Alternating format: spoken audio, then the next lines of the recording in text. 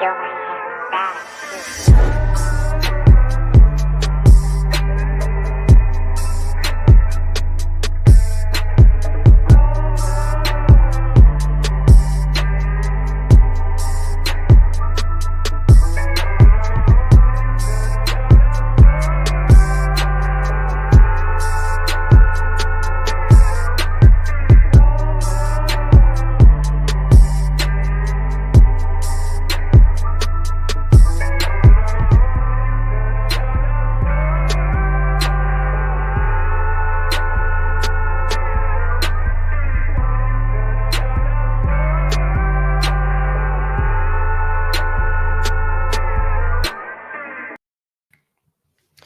Hey, what's up, primates? How is everybody doing today? I am Shane the Skeptic, and as always, I'm thankful to everyone for tuning in. Is this the only way? Am I tripping, or do I not have a way of having my background too? I like my fucking setting, but whatever. No, it's just doing it as it's doing it. Dude, I still suck at StreamYard, so I don't give a fuck.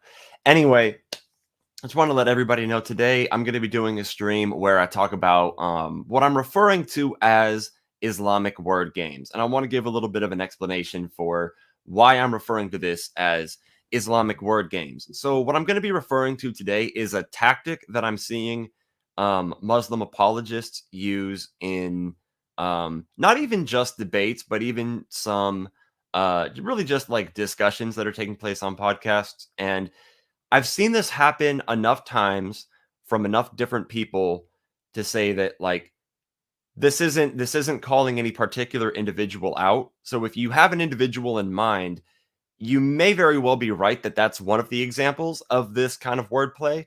But it really, I am telling you that what I'm doing today is actually, as best as I can, giving a description that is as accurate as possible, while also embodying as many different apologists who have done this as possible. So I'm going to be demonstrating different steps of these word games. And if you go, well, this person that I could think of didn't do step 4. So everything you're saying is inaccurate. I'm actually really not I'm not saying that it's necessary that for somebody to play these word games, they have to do all of the steps, all 6 of the steps that I provide examples of, right? It's really just a tactic that I'm trying to use to kind of explain the way that I think this is being done. So I'm going to get right into it with step 1. So I'm writing these from the perspective of how to trick atheists into sounding like they agree with you. So if you were the Muslim and you wanted to know how to trick an atheist into admitting that there's a necessary being, this is how you would go about doing it, right?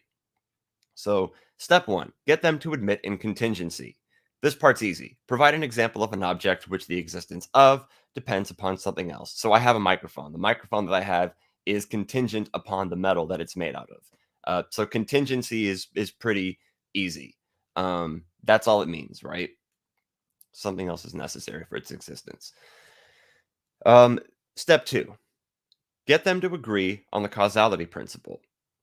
So if you're the Muslim, again, getting the atheist to agree on the causality principle. The causality principle states that all real events necessarily have a cause. The principle indicates the existence of a logical relationship between two events, the cause and the effect, and an order between them. The cause always precedes the effect. Step 3: apply the causality principle to the beginning of the universe. Mention that inductively, everything we see come into existence has to have a cause for its existence in order for it to exist. Then you can simply argue that the universe began to exist and apply this logic. In other words, that the universe has a cause. Step 4: get the atheist to agree that there is contingency in the universe. This can be accomplished by getting them to acknowledge that things within the universe are contingent upon other things. For example, water is contingent upon hydrogen and oxygen. So there is contingency in the universe. Then you can conflate their admission of contingency within the universe with an admission that the universe itself is contingent. The next step is to smuggle in a necessary being. If the atheist agreed that the universe itself is contingent, and perhaps they didn't agree, but you're assuming that they did, if they didn't, and potentially they might have. The conversations vary. But if the atheist agreed that the universe itself is contingent, what this means is that its existence depends upon something else. You can easily call this the fabric of reality and get the atheist to admit that reality depends upon this fabric. And one second. Sorry, that's my dog. Um, you can easily call this the fabric of reality and get the atheist to admit that reality depends upon this fabric. In philosophy, the term being can refer to anything that exists, including this fabric. So, this part's really important here. Since the atheist agreed to a necessary fabric of reality, and this fabric suits the philosophical definition of the word being, the atheist just admitted to believing in a necessary being. Step 6, wordplay. This is very important. So, in a contemporary setting, the term being is generally understood to mean minded being. However, in philosophy, the term being can refer to anything that exists. Most people are ignorant of this, so it's quite easy to take advantage of their ignorance through implication. And this is the part that I have the biggest problem with, right? Because everybody knows things that other people don't know. So you're going to encounter people who are ignorant about the things that you are knowledgeable about. And there are two different approaches you can take to another person being ignorant about something that you're knowledgeable about. You could, of course, be informative and charitable with them. And you could, of course, take advantage of their ignorance and be dishonest. That's always, like you can play on somebody's ignorance if they don't know about something. That is a simple fact about the world. If you say, I got the atheist to admit in a necessary being, it sounds like you got them to admit in a minded being, which was necessary for the universe to begin. Now you can brag and make thumbnails and Facebook posts claiming they are a step closer to Islam. And that is the first step uh, in all of this. And I'm going to look at the live chat. Is a rock a being? I'm very glad that you asked that because according to the definition in philosophy, yes. And this is one of the biggest problems that I have with somebody using the word being in a tricky way. If you're into philosophy, you may be aware of the fact that the term being can refer to something as simple as a rock. But you know that if you say this person admitted in a necessary being, and let's just say you have an atheist who thinks that there's a necessary being, but the necessary being is a rock. Well, you can say that the atheist admitted in a necessary being, and when confronted on being tricky about it, you could say, well, no, he admit to believing in a rock. A rock suits the definition of a necessary being. I'm not doing anything tricky. I'm not doing anything dishonest, but you know what kind of implication you give um, when you say you got an atheist to admit in a necessary being. And that's where I get into the logic here. And I'm actually just going to, all right, just pull that full screen. So the atheists admit to there being a necessary being. Allah is a necessary being.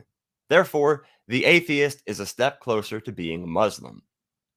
Now, a better formulation of this logic is put underneath it. I put, if S believes in NB and A is in NB, then S is a step closer to believing in A.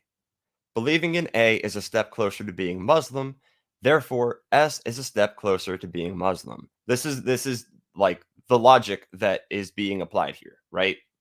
So, on the surface of it, that might look perfectly fine, but let me see. Go to this next slide. Okay, so let's apply this same logic to another situation. The atheists admit to there being a historical figure. Jesus is a historical figure. I'm sorry, I have to take this away from my dog.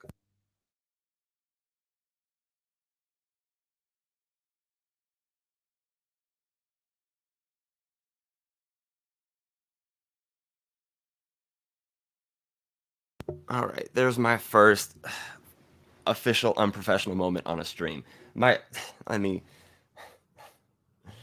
No, my mom got my dog this cheeseburger toy for Christmas, which is great, but it sounds like plastic or something, so it's horrible. So let me get back to the logic. My bad. I do apologize. Okay. The logic. The atheists admit to there being a necessary being. Allah is a necessary being. Therefore, the atheist is a step closer to being a Muslim.